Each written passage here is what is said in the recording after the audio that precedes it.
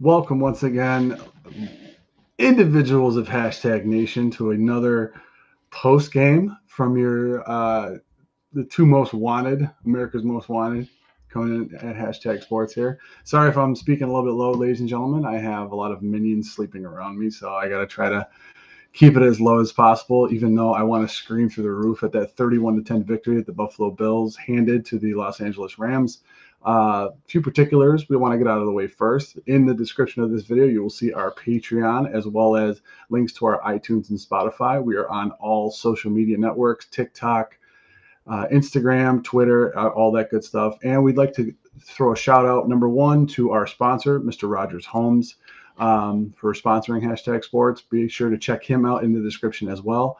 And our new charity that we have for this year is a Williams syndrome or Williams organization. So the Hashtag Golf Tournament, which will take place the day before the home opener, September 17th. If you like good times talking about the Bills and playing a scramble and donate to a great cause, please make sure that you come out and check it out. It will be on our Facebook page. So, Paul, as we do, it's been a while since we did this. I mean, the last one we did was the 13-second game, but like I always do with these post games, what's your initial thoughts of the 31-10 victory for the Buffalo Bills?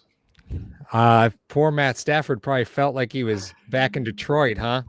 He got the absolute hell beaten out of him back there. It's funny, right? Because you look at when Buffalo added Von Miller and, the drafting of Basham and Rousseau and, you lose Jerry and you lose Mario Addison just to, father time. And they keep adding defensive tackle after defensive tackle after defensive tackle. And you say, you know what, the secondary is pretty banged up. And, they go and draft Elam and Clyde Bedford. And you just go, I don't know if it's going to be enough. It's enough. I mean, it was interesting to me. It was interesting to me as we started to go out through the game. And thank you all of Hashtag Nation that are here. Make sure. Oh, and just to let everyone know, the super chats, all the super chats will be going toward the Williams Foundation as well. So just a little reminder if you guys have any of those super chats. It took Collinsworth until the fourth quarter to realize. I mean, he mentioned it a little bit earlier in the game with the rotation, but he said near the end of the game, he's like, this really benefits the Buffalo Bills. They get to, run a 4-man front and play that shell with 7 guys. Paul, yeah, the Bills didn't get out of zone the whole game. No, they didn't get out of zone the whole game because they didn't have to. And that was one of the things that was the earmarks of this team. We're like, listen, right. They're loading up. They got Settle, Jones. You go and get Von Miller. I mean, all these guys. You bring back Phillips. The key was, and he even said the stat in there. For those of you that don't know, Paul is wearing a Las Vegas Outlaws jersey, number 30. Let's see this. There it is. Everyone hates Buffalo at this point. That's it. Hey, he hate me. He hate me. He hate me.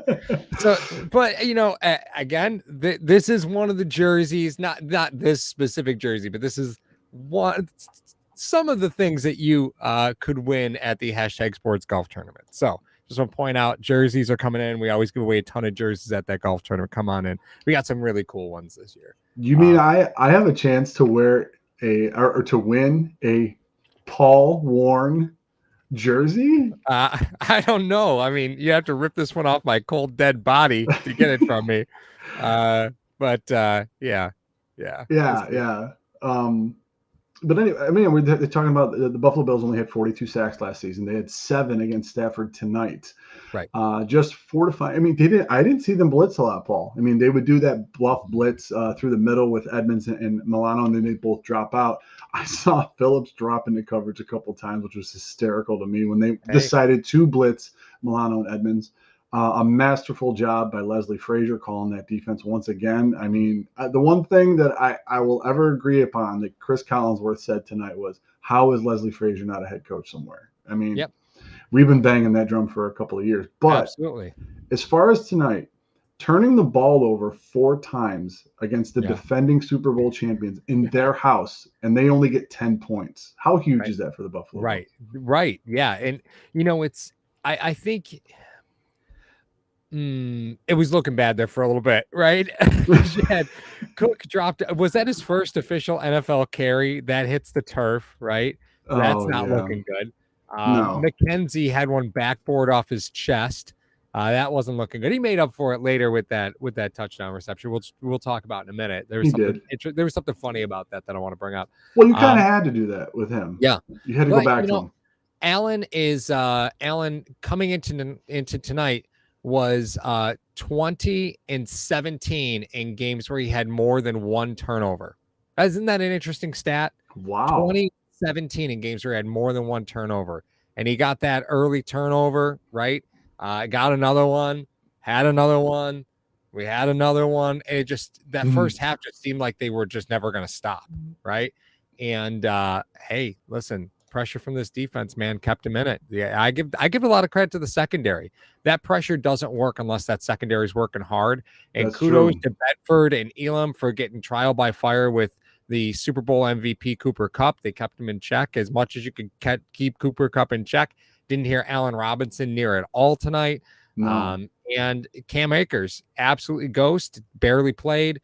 Daryl Henderson, very minimal impact on the game. All kudos goes to Buffalo, man. They knew what they wanted to do and they executed. Yeah, and we just want to say, Pimarito. Hopefully, I got that right. Thank you for the $2 super chat. Hey, Hashtag favorite Jackson with an that's early it. key play. Now, I Paul, we saw are a that tweet, family Mario. friend. I saw Yes, that tweet you sent out for me.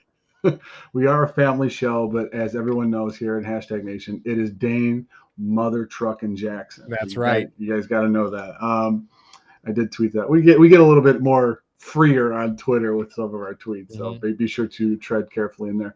But yeah, Paul, just like you're saying, the Buffalo Bills defense has a tendency to make really good players look ordinary. I mean, 13 for a 128 and a touchdown. That's probably the best you're going to do against a Triple Crown winner and how talented he is.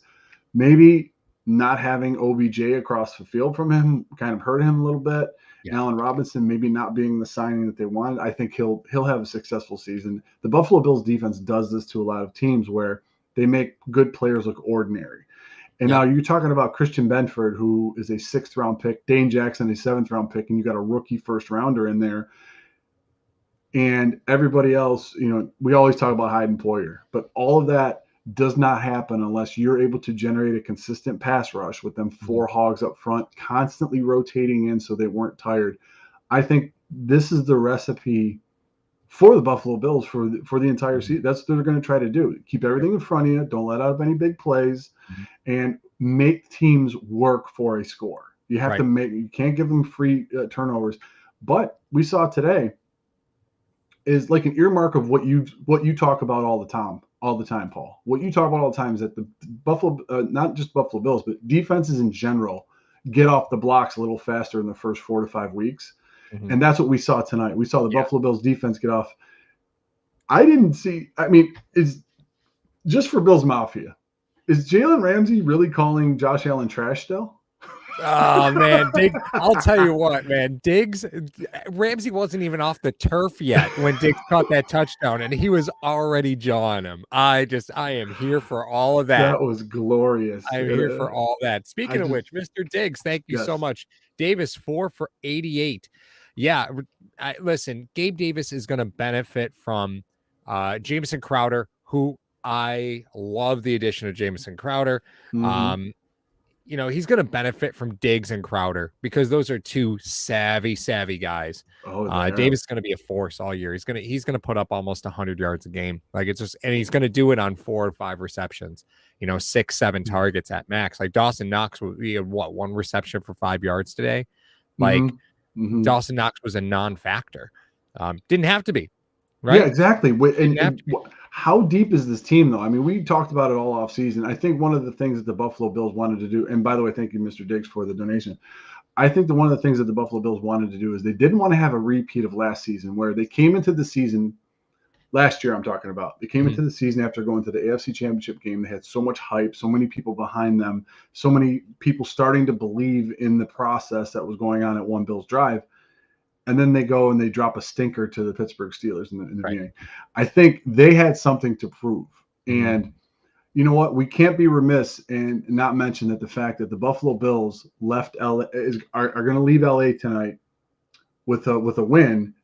The Rams are leaving with their Super Bowl rings. Let's not. Yeah. This is one game, guys. I mean, Right. I'm not raining. I'm not being a party pooper. I'm excited just as anybody else about this game. But what I'm trying to say is that it's one win on the road against the Super Bowl defending champions. We could celebrate this win and the highlights that come with it, but as hashtag sports always does, we got to point out some things that maybe are a concern, and maybe I personally, number one, off the bat, I would not give anybody else the ball except for Devin Singletary. He's the only guy I want to give the ball to. I totally disagree with you. I totally disagree with you. No. So Devin Singletary, we saw a lot of Zach Moss because on the Moss fumble, it was on the Cook fumble, right? Singletary stuck his hand in there, kind of got rolled up on. So you saw a little bit of Moss, probably more than you normally would have. It looked like it kind of got rolled up a little bit in the scrum for the in the scrum for the Cook fumble. Still obviously played a great game.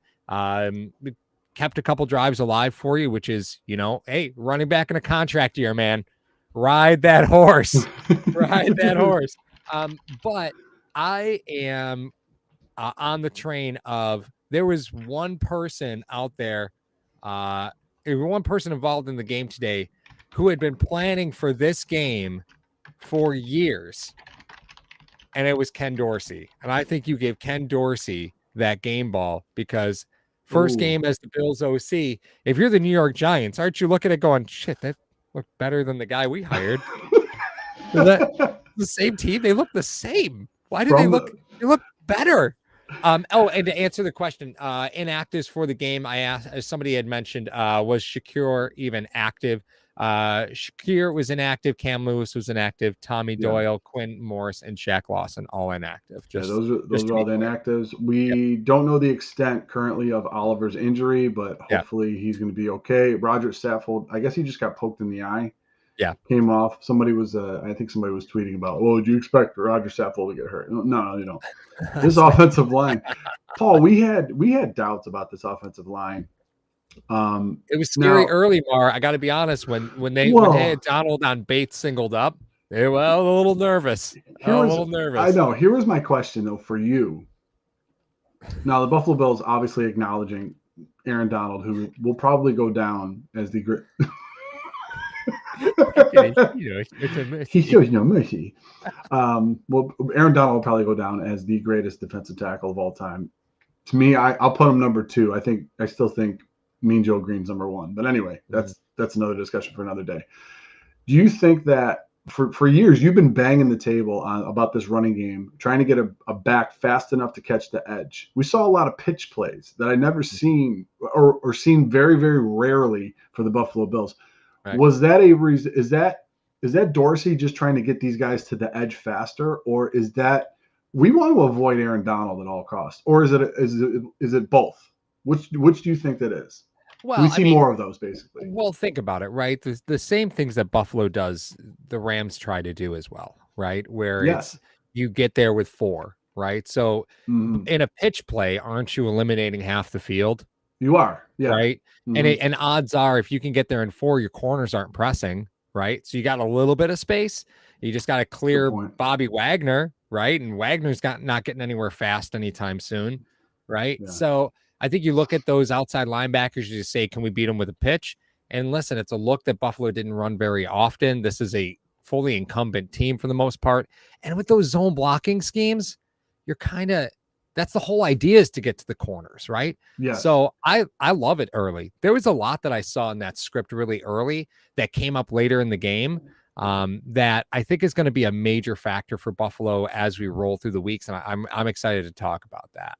Yeah. I think the script for Buffalo was absolutely beautiful, what Dorsey decided to put together, and his consistency throughout. It just felt like the Buffalo Bills had a lot of rhythm. Now, I'll give you another either or, and I'll send this out to the nation as well. Is it Dorsey with the play calling, or is it just the maturation of Josh Allen? Because it seems like I saw a bunch of tweets. Josh Allen is a cheat code. He really is out there. It's kind of scary. It's like being an offensive coordinator at Alabama. Like, you can call anything and stuff will work. Right. So that being said, do you think it was Dorsey? This is something that he's been groomed for. He was a quarterback. He knows how a quarterback would see the field if he was down there. Or is this just another step of the Buffalo Bills actually getting Allen for a song with his contract, and this is the maturation and development of Josh Allen? I mean, we got one game of Dorsey, right? Like, Yeah, I it's know. It's one hard to go in game. on it. It's one game. But we got to take in the opponent. It's not like they played the Jags. You know what I mean? Yeah, right. You I mean, know, it doesn't. This is this schedule's murderer's row. I think you could The talk whole about this thing. in week 6, right? Okay. Because you just Yeah. cleared the Rams. You got to go against the Titans on Monday night. You had the Dolphins, thank God. Then after that's the Ravens. You get a little bit of a reprieve with the Steelers, but then it's the Chiefs and the Packers. You get a little bit of a break with the Jets. Then you got the Vikings. So, like, the first 8 weeks are just nasty football. 6 of those 8 games are, I mean, it doesn't get much tougher, right? No, it doesn't. So And we both had them losing the opener to the I Rams did have them in losing our the opener. prediction. Yeah, I did. I did not. Don't get me wrong, right? I know the Bills needed to address the pass rush, right? Like, we knew that Von Miller played out of his mind tonight. I mean, he was such an impact player for them tonight. Great to see, right? Because it kept like I didn't hear Tremaine Edmonds' name near at all, right? Which is I like that. That's a good game for me, right? When I know you're Tremaine Edmonds' name. I like that. But it's man, I didn't see him squeaking it, right? I was like, man, this Rams team, they're Cam Akers is going to be really tough to handle out of the backfield. Obviously, he's not well. He only saw 3 carries today, so obviously there's some health issues there. That offensive line just could not stop anything. No. They were in worse shape than I anticipated, and minus Odell Beckham and Von Miller, guys that you paid a lot of money to get there. They really missed him, man. Like, yeah, they really and missed him. Vita Vega coming in and saying the Bills handed McVay his first ever opening day loss. Yeah. Coupled with that, I talked to Omaha. Omaha the stat monkey. Everybody knows Omaha the stat monkey. He told me this is the lowest point total by a Rams team since week 10 last year against the San Francisco 49ers, where they also lost 31-10 on November 15th. So, yep. Nice little nugget of information for you. Sure. Hey, guys, we got 125 people watching. We have 40 likes. Make sure you smash that like button and hit that subscribe button so it tells all the Bills fans, the Bills Mafia, and the hashtag Nation around the world that this is a good thing. Hey, I see Rick here. Rick Rarick. Yeah, hey, look at that. Love me some Rick Rarick. Rick, who was from Matthew 25 Farms, who was the sponsor, or we sponsored last year for the hashtag golf tournament happening September 18th at Diamond Hawk Golf Course. Come join us. It's a ridiculous tournament. It's a lot of fun. So you can check out our Facebook page or Twitter and register for that. It's day before the home opener. Rick says, did Ed Oliver return to the game? I saw him limp. I thought I saw him out there for one snap later, and that was it. Right? Okay. If maybe I'm mistaken, but I saw him come off, and then I saw him come back out for one snap, and then right back off the field again. I could be mistaken there, but I did think I saw him out there. We won't know. Unfortunately, we won't know till tomorrow. Or maybe later. There were 2 poignant moments of the game that I thought were very, very interesting. Number one. Sure. The interception that Allen threw he was going for Crowder. And I don't know if he just really didn't step into it that much or whatever. That was the only time tonight that I saw him force anything. Everything was very relaxed. He was very patient in the pocket. He was always looking downfield.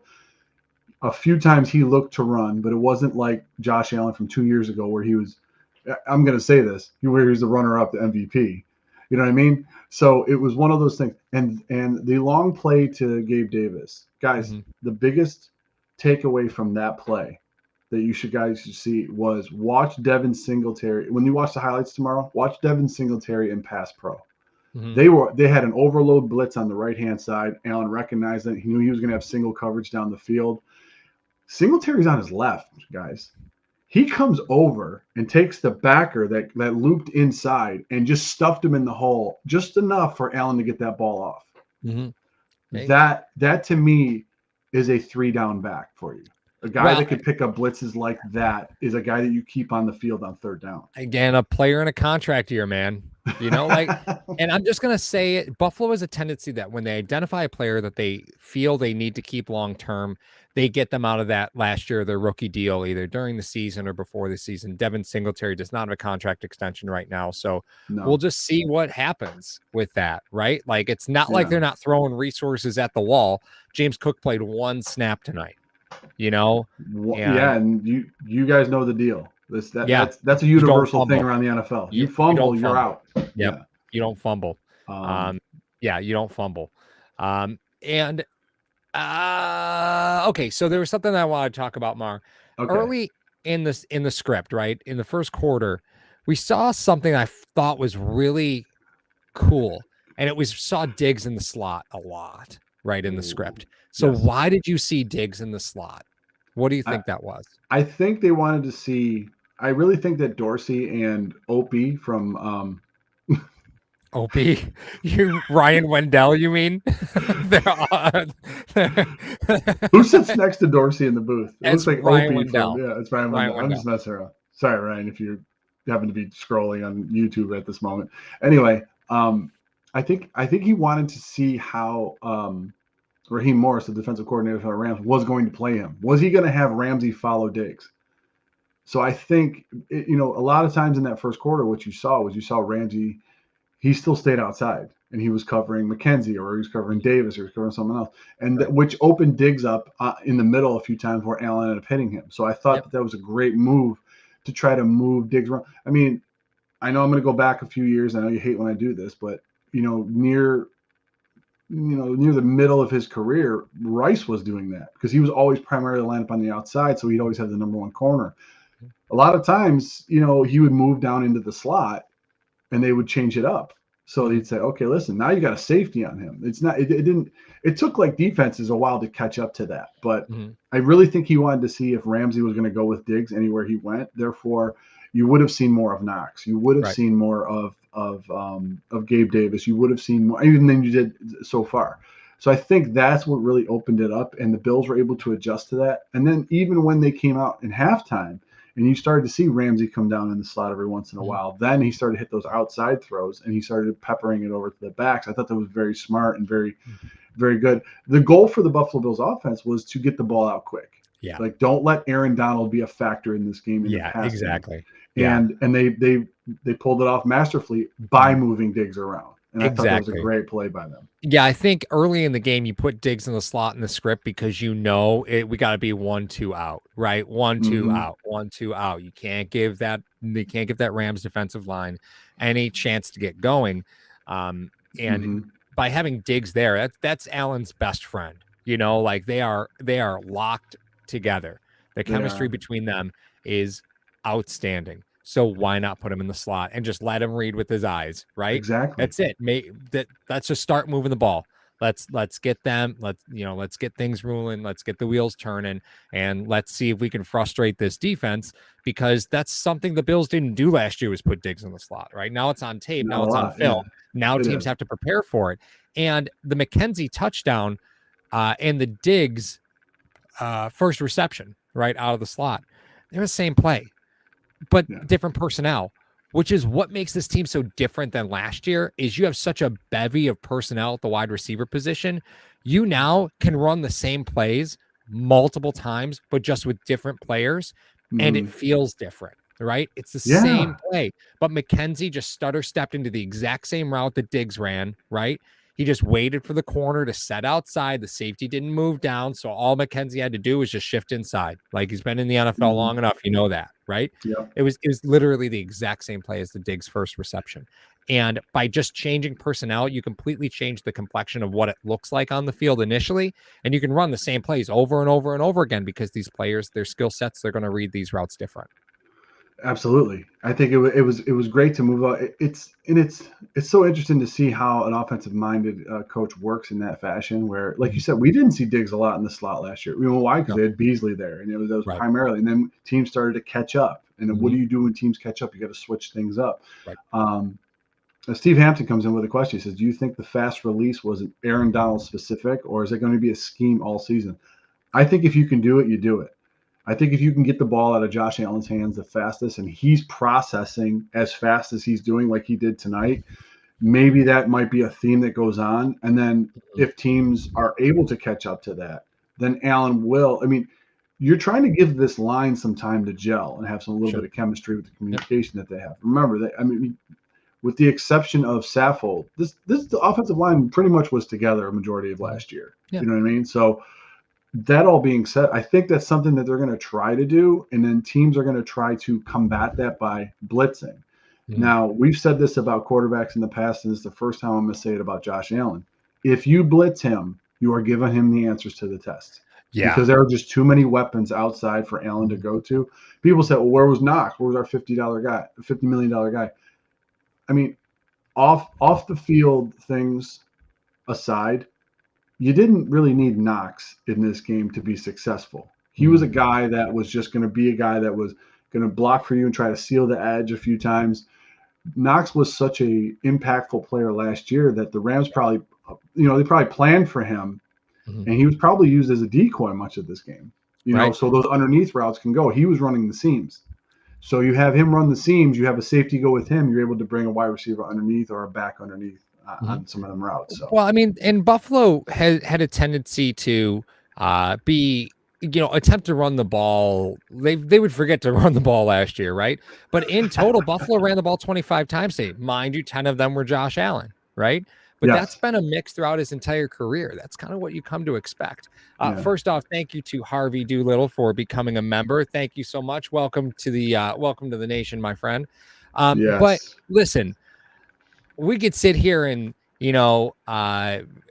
and say what we want all day. The Bills put up 31 points with under 300 yards passing and 4 turnovers. That's a scary offensive team. What else could you do? Josh Yeah. Allen had what, three going into the fourth quarter, he had what, 2 incompletions. One of them was an interception, and another one was he was begging for a pass interference call on third down. Like, Right. yeah, I mean, like, what? How can you Like, stop that?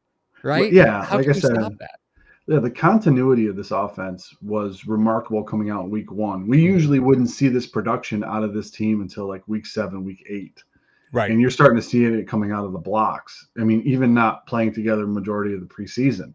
Mm. That's when I was like, all right, real quick, because we're talking about it. I said, did not like that Allen run late in the quarter. Davis Bryant. Okay, Davis, here's where that's bringing me to my point. He rushed the ball 10 times today. Now, we all acknowledge that those weren't 10 called runs.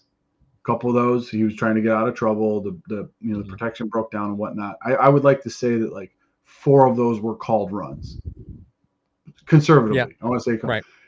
what's the number? And I want hashtag Nation to answer this as well. What's the number you're comfortable with of called runs for Allen in a game? Well, I mean, I think that comes with I think that comes with like an asterisk, right? Are Oh, we that's up? right. Are we up Darn. 3 touchdowns at the time? Like then 0. Yeah, he Like had that if one we're up around the 3 end. touchdowns, 0 is Well, the that answer, happened. That happened right? tonight. Well, that's what I'm He had that saying, right? sweep around the end. You're up 3 touchdowns, and then you still see Allen on it. That was it was clearly a designed run. And you're like, what are you doing? Throw the ball away. Like, just throw it away. It's Garn. fine. It's Look, fine. look at Garn's one less than the one that injures him. Up until then, I'm good. That's pretty good right there. Yeah, Um, and unfortunately, Moss fumbles late, right? Singletary looked pretty good. Cook mhm. had no action. But from the wide receiver position, man, uh, it was just so much fun to watch these guys work tonight. You didn't need Dawson Knox. You didn't need it. No, Gabe Davis was shaken when he had to. Diggs was open pretty much the whole night.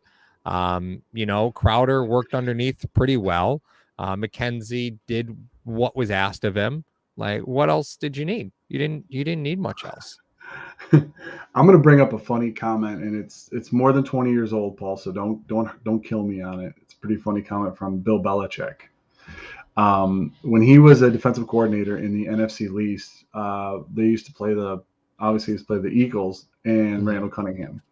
And they used to say that Randall Cunningham was so explosive that when he used to break the pocket, he could hit anywhere on the field with his arm. His arm was ridiculous too. So the Giants players, when he broke the pocket, they had a thing that they used to say, GTFB, get the back. That might have to be adopted by a lot of these defenses that face Allen, because he is still looking down. It's not just, hey, Allen broke the pocket, he's going to take off and run for the first down. You have to get back now, because this guy can literally, and it's no surprise to anybody, he literally can hit any point on the field. And the Rams were not very conscious of that tonight. I mean, he broke the pocket a few times, and he was still looking to throw, which is the maturation that you want to see out of your quarterback. I mean, a lot of times he would break the pocket and he's gone. He'd start running. He'd slide, or he'd put his head down, put his shoulder down, whatever. Now he's still looking downfield, looking to make plays, and he's going to be even more dangerous than he was last year. Right. So you're a defensive coordinator, Paul. How do you defend Josh Allen in this offense? Let's take that approach. And hashtag Nation, take that approach. Just kind of think to yourself, if you have to play the Buffalo Bills, how are you going to defend this team? You know what? And I know this sounds ridiculous, but I think you do what Buffalo tried to do, and you just basically give Buffalo every opportunity to run the football and say, we bet you won't run it 25 times. We bet you're not going to run the ball 30 times to beat us, right? We're going to rush 3. We're going to leave everyone just sitting there. Everybody's going to be back, and we just dare you to run the football, right? The easiest way to beat Josh Allen is to get the ball out of his hands as quickly as you can, and that is getting it to the running backs, right? That you make Josh Allen, and you try to make Josh Allen a non-fact. You just let Buffalo run the ball as much as possible, because when he's got the football in his hands, he's one of the top 2 playmakers in the NFL at any position. It's dangerous. When he gets in the red zone inside the 15, I don't expect anything bad to happen. I'm like, he'll figure it out. He'll just run around and eventually run in for a touchdown. Like, I'm not even concerned. I was like, oh, okay, play's breaking down. That's fine. That's okay. Throw to Diggs, and there he goes. Yeah, that's what I mean. I mean, 5 years ago, we would have admonished the quarterback for doing that. Like, what do you? I love the comments that are coming. Naveed comes in and says, give him bad direction, so he shows up late. Davis Bryant comes in and says, rush 2, drop 9. I think you hit the nail on the head. I think teams are what they're going to try to do is they're going to try to concede the run to the Buffalo Bills. What else try to shorten up the game. Yeah, because you're talking about a Buffalo Bills team that turned the ball over. They gave 4 extra possessions up to this Rams team and still dropped 31 on you. And only let up 10. And only let up 10. All right. Paul, I do want to call out something real quick. Hold on. So Juan Torres says, really missing this year's hashtag fantasy football league. We had a fantasy football league the last couple of years, but with the golf tournament coming up and the start of the season being on a Thursday, it just made things a little awkward. We're going to do a redraft.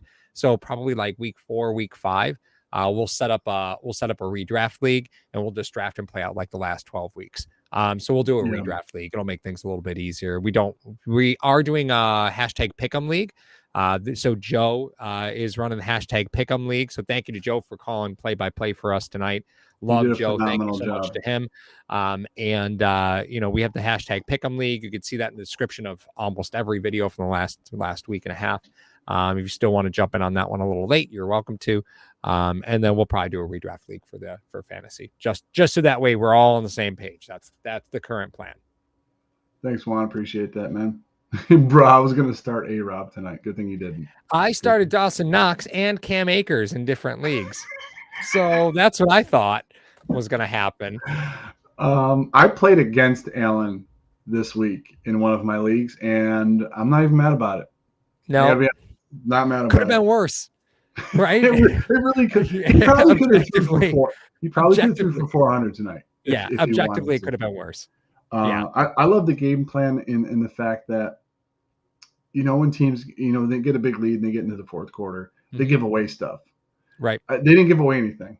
Like No. they were still running similar type plays that they were and trying to give other teams a truncated look at what they could expect.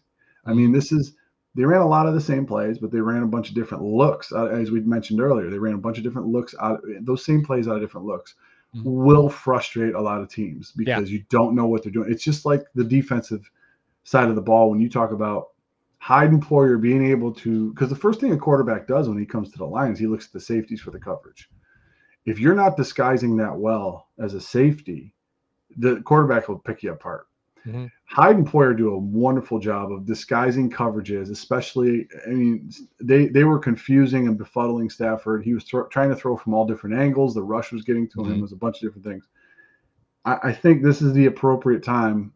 We're about halfway through the episode, ladies and gentlemen. Make sure you hit the Patreon in the description. Make sure you hit that like button and subscribe button as well. And make sure you check out Mr. Rogers' Home, a sponsor for tonight's show, in the description as well. Do we need to address the Pay Poyer crowd? Because a lot of things happen off the field this week with Dawson Knox, and there's contracts that are going. There's only so much money to go around. Do we address the Pay Poyer crowd now, or do we just want to ride the high of the win and talk about this some other time? So I think if you were paying close enough attention to the game, you could see how important Hyde and Poyer were to the game without tackling anyone, right? Because I'm gonna be Perfect. Benford, right? Every snap.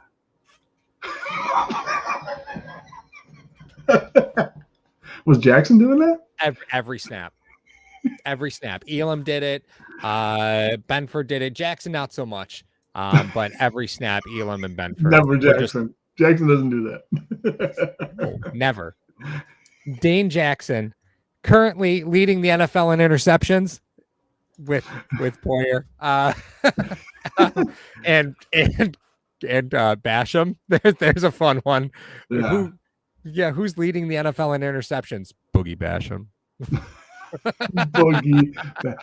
Hey, by the way, real quick, Boogie Basham came in. Yeah, that's a great. I feel like that's a tweet. Congratulations to Boogie Basham for leading the NFL in interceptions.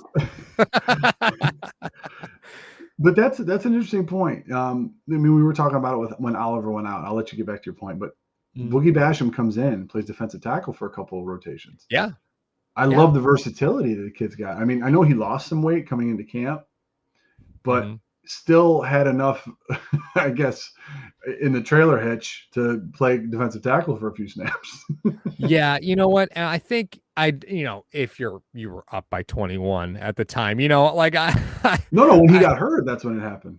He came in for a couple snaps when he got hurt. Because he did that pick from the defensive tackle position. Did he? Yeah. Was it? Oh, okay. All right.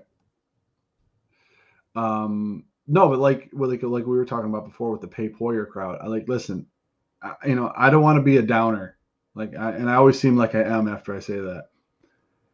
In the NFL, it's not like any other job or profession. Like if you do well at your job and your profession, you get a promotion because they know what you're about to do and you have the experience to continue to do that.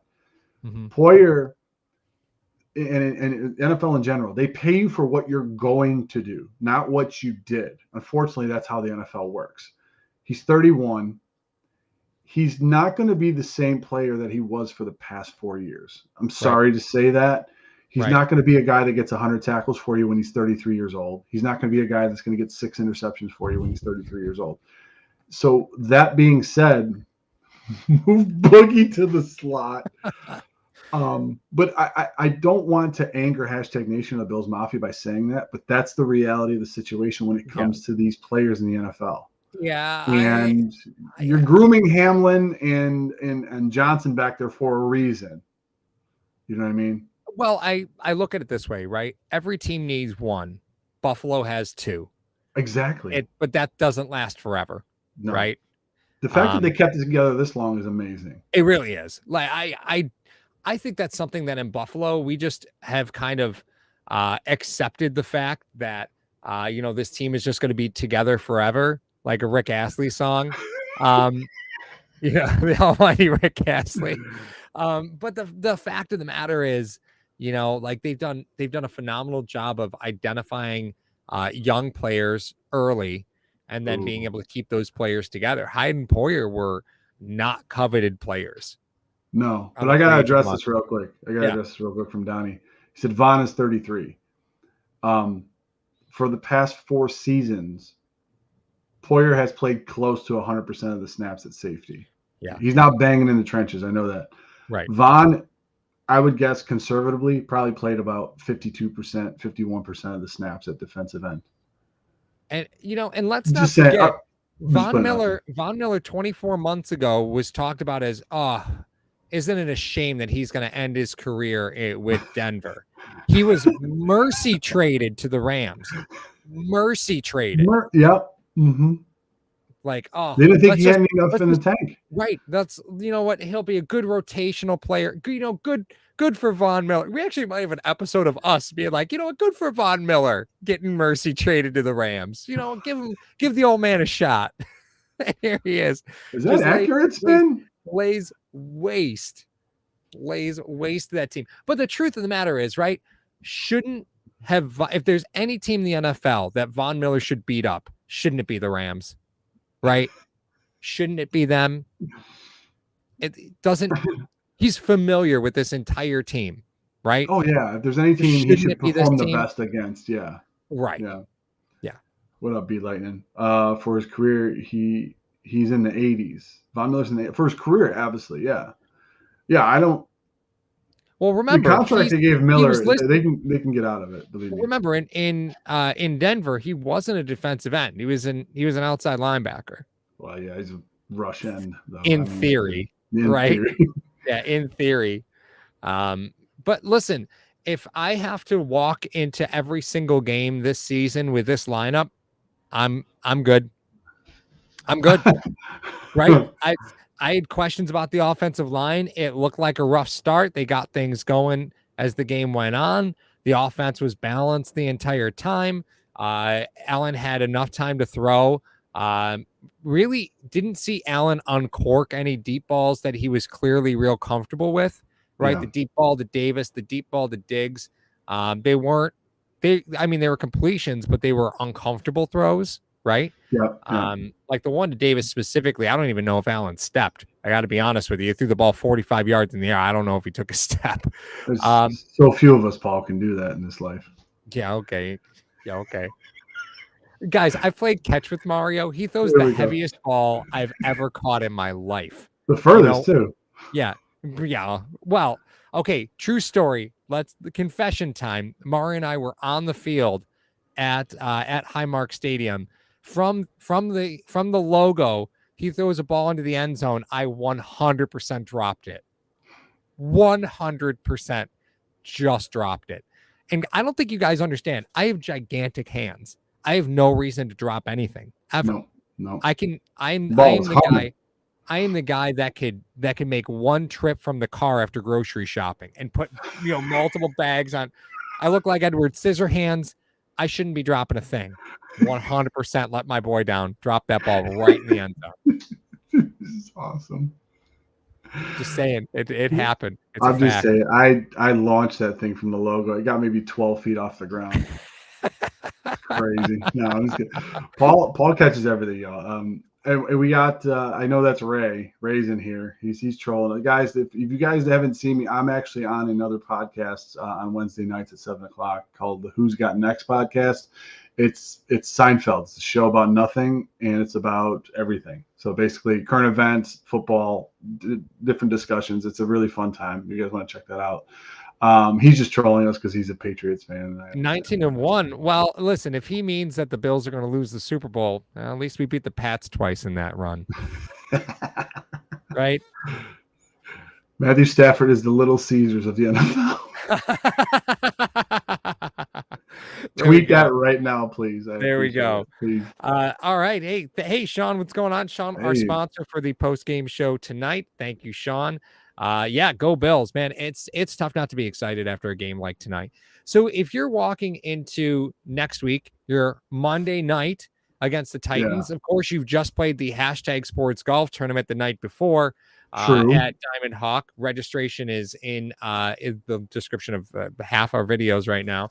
So after you've done the tournament and walked away with a amazing jersey like this, or perhaps Shane Falco or Josh Allen or Greg Rousseau, or walked away with a jersey or one of the Al many Bundy. Al Bundy. That's true. We do have a pole guy jersey that will be given away at the tournament. Yep. Definitely got one of those. We got to save some surprises though. Yes. So we got all that.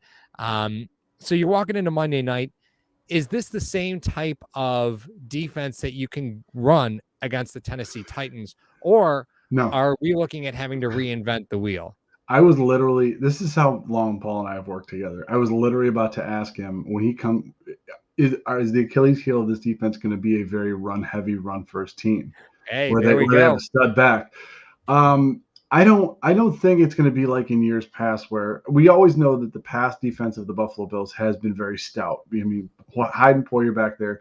You have once again, we want to remind everybody, you had Teron Johnson, who was not a high round pick, Benford and Jackson, who were not high round picks, who ended up holding this team to 10 points. Mm-hmm. That being said, I think that they solidify the center of that defensive front so that you can let the athleticism of Milano and Edmonds play out for you in those games where you're going to have running guys. Like their sole objective for the defensive tackles in that game specifically is going to be to eat bodies and eat as many bodies as you can. Listen, we need Milano and Edmonds to both have 10 tackles apiece. If that happens, you did your job. So when they play those run-heavy teams, talking about Tennessee with coming in with King Henry, other than last year, they've been able to kind of hold him in check, but there's always been really close games because of the other side of the ball. Now it's one of those things where this year I'm worried about the other side of the ball. Even though the Buffalo Bills put up 31 points, it's always interesting to see when he plays Tennessee. They're not very high-scoring games. In the years that he's played Tennessee, they're not high-scoring. They're always very close barn burners. So. I'm interested to see how that would unfold, but I think you have enough beef up front to solidify if a team wants to say, "Hey, we can't throw on them. Let's just try to run them over like we have in years past," and they're going to run into a wall. Right. Yeah. So real quick to kind of tie some of this together, right? Matt Stafford was sacked 7 times tonight. Matt Stafford was sacked at most 5 times last year. And that was in a week 9 loss to Tennessee, right? So Tennessee is certainly a team that can get after the quarterback from a defensive side of the football. I'm not super worried about that, with Josh. But when you look at what this team might have a weakness at, right, is if you're just running 4 down linemen, you're not big enough at the linebacker position. Right, because we only run 2 linebackers. You're not really big enough at the linebacker position to run nickel against Derrick Henry the whole game, right? Because his offense is going to go through Derrick Henry. They traded away AJ Brown, so you got one less target there. Julio Jones is obviously gone, so you got problems with that offense. Everything is going to run through Derrick Henry, and it would be fun to see a 3 linebacker set. Because I'll be honest with you, you're going to need it. Really? Okay. I think you're going to need a 3 linebacker. You don't think Teron plays a lot in that game? Is what you're saying? I don't see a reason why you'd want to play Teron a lot in that game. See, that's the thing where I disagree. He plays like a linebacker when he's in the slot. He's given up 65 pounds to Derrick Henry. Well aware. Yeah, I mean. But he's not there. He's not there to tackle Henry. He's there to occupy the receiver and try to cut through the receiver while Milano or Edmonds do it. Which is let's put it on the table. Nobody tackles Henry. Let's just freaking right. But so I don't think you have any horses in the stable to do that other than Edmonds as far as from a physicality standpoint. Right. Yeah. But anybody you put up against, Josh Norman remembers Henry. Yeah. Yeah. No kidding. Well, I mean, Nathan brings up a great point. The truth of the matter is, wow, no Oliver, only got 4 DTs, right? Now you've got some big guys that could cycle in, Ooh, like Shaq Lawson can play defensive tackle if you need him to. He he was can. inactive tonight. Boogie Basham can play defensive tackle. He did a little bit tonight. Maybe that was one of the reasons why you did that. It's an embarrassment of riches, Paul. This team Yeah, is an embarrassment of riches. stacked. I mean, everyone was So talking about the stacked. guys that got cut. I didn't hear one name of the guys that got cut and put on the practice squad now. Yeah, Boogie can play. Boogie can play well. Now I would put Boogie at defensive tackle in specific situations. Like if it's a passing down, I'm comfortable with putting Boogie at defensive tackle. I mean that's fine. Yeah. You have Shaq Lawson in the holster. I mean he could play defensive tackle. He's big enough to do that in there. I mean, obviously you got Settle and Jones, and with Oliver not being in there, obviously Oliver is a big piece in there. Oliver's one play when he had the guard on one arm and he tackled the running back with the other. I was like, I was glued to Twitter because I thought someone was going to make an Aaron Donald comparison when he did that, and nobody did, so I was kind of happy about it. So, but that all being said. This team, I'm not being a prisoner of the moment. This team looks like the most complete Bills team in the 10 years that we've been covering them that I've ever seen. Yeah, it's pretty clear that it doesn't get much better than this, right? Like I don't know if I mean I could sit here and rack my brain the whole game. I don't know of a team that can beat them. With what we saw tonight, there's just too many weapons. Yeah, you play tonight, there's too many weapons. And like Tyler Bass had, Tyler Bass scored 7 points tonight, right? Yeah, you can kick it from anywhere.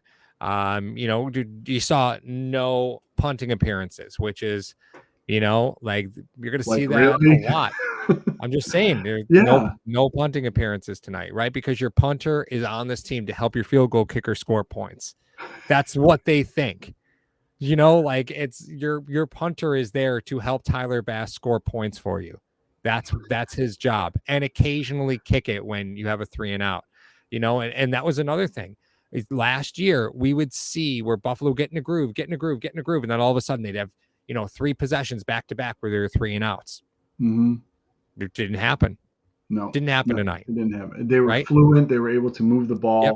They didn't get behind schedule, which is I think one of those things where when they flashed that graphic of the third downs, Buffalo Bills were 9 of 10 on third down, 3 for 3 when it was 7 or more.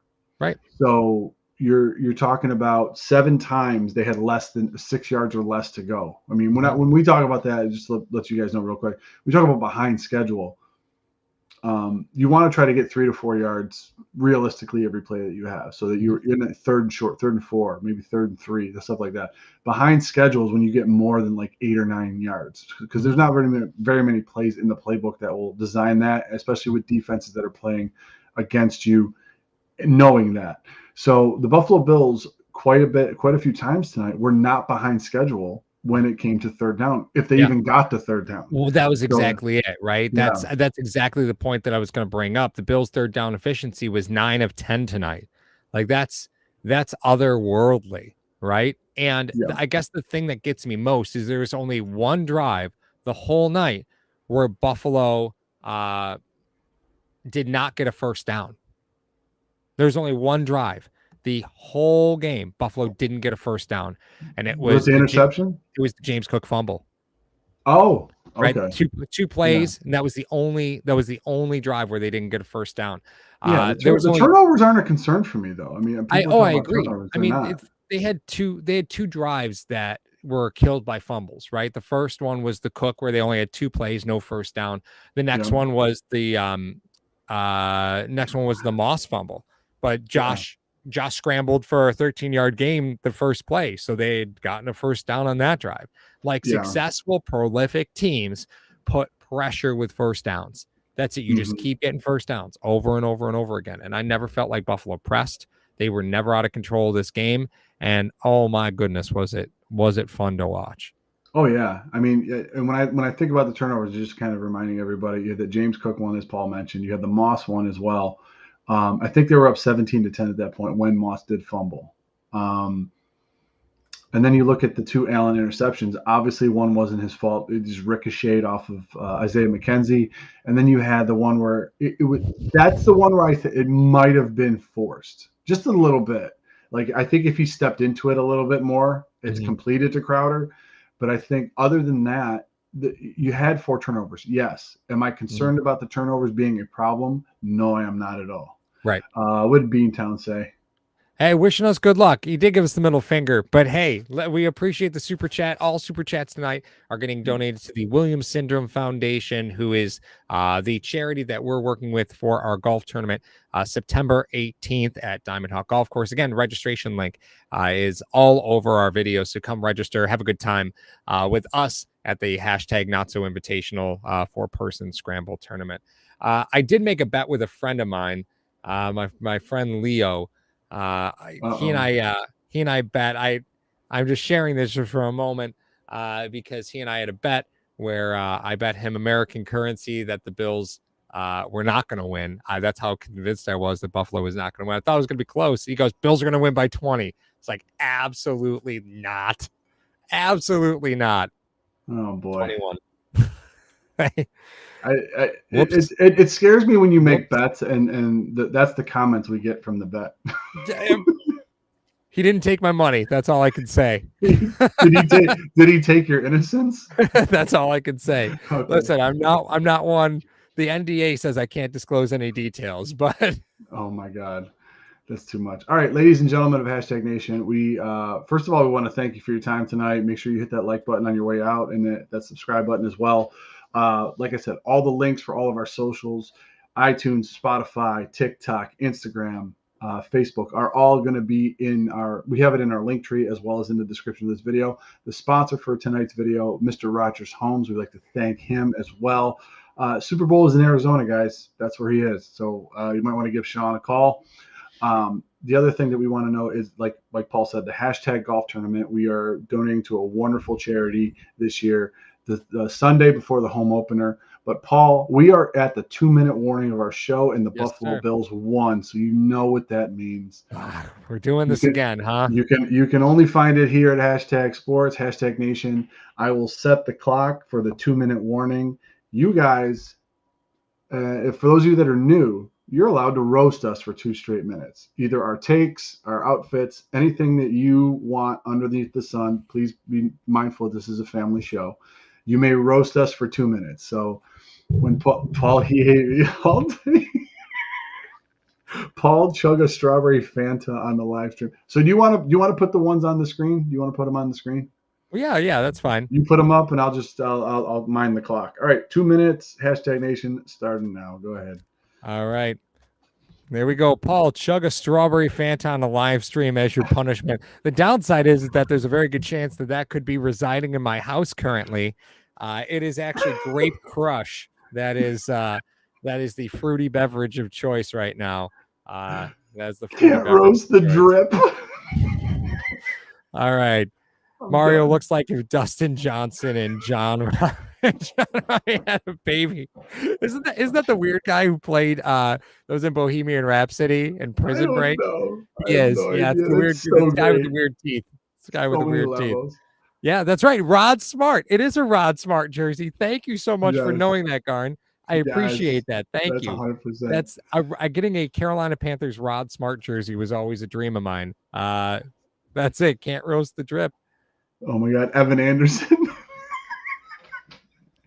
That's great. Why do you sound like Aquaman's little brother?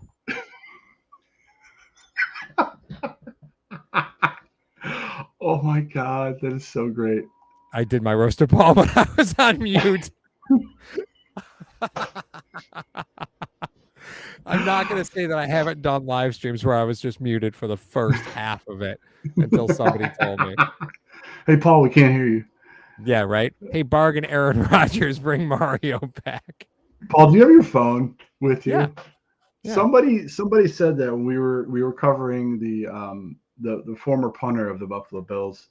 Yeah. And someone said something about it's like if John Wick and Aaron Rodgers had a baby. Yeah. Yeah, that makes Wearing sense. Wearing a sack lunch T-shirt to pay tribute to the Bills D line. That's right, Manchurian baby. I lived Yeah. off of ramen. You kidding? I mean, I don't know what college student doesn't, right? No. Yeah, I get it. Yeah, no, just asking here, did the Bills even face a fourth down? The answer to that, no fourth down attempts for Buffalo. Not No, a no. single one. Which is good because you didn't put any of that on tape, which is Mhm. pretty awesome. I Yeah, mean, exactly. well, Paul, I will say that this game was a pleasant surprise. I actually thought the Buffalo Bills were not going to be victorious against the Super Bowl champions. Okay. You know what? The last game that I watched was the Super Bowl, and I watch once again The Rock come out and announce before an LA Rams game. However, much different outcome. The Buffalo Bills defeating the Los Angeles Rams 31-10. A lot of things to build on, a lot of things to be happy about. Hashtag Nation. Bills Victory Friday is sometimes a lot better than Bills Victory Monday. It is Friday. It is late. We hope that if you're listening to this on the playback, you guys go and visit the Patreon. You visit the links. You visit the charity for Williams syndrome. All super chats tonight. We're going to the Williams syndrome, our charity for this year, as well as all the proceeds from the golf tournament. Paul, I can't thank you enough for putting up with my chaos tonight. I gotta As give the always. court jester a tip of the hat here. You're wearing Jalen Ramsey's lunch, cooked. There we That's go. phenomenal. That's phenomenal. So hashtag Nation, you guys are always so great to us. Hit that like button on the way out. Tim Biakabatu. Yeah, Tim, I would love to get one of those. That'd be great. For Paul, I am Mario. This is hashtag Sports. You guys are the best. We're out of here. Good night, guys.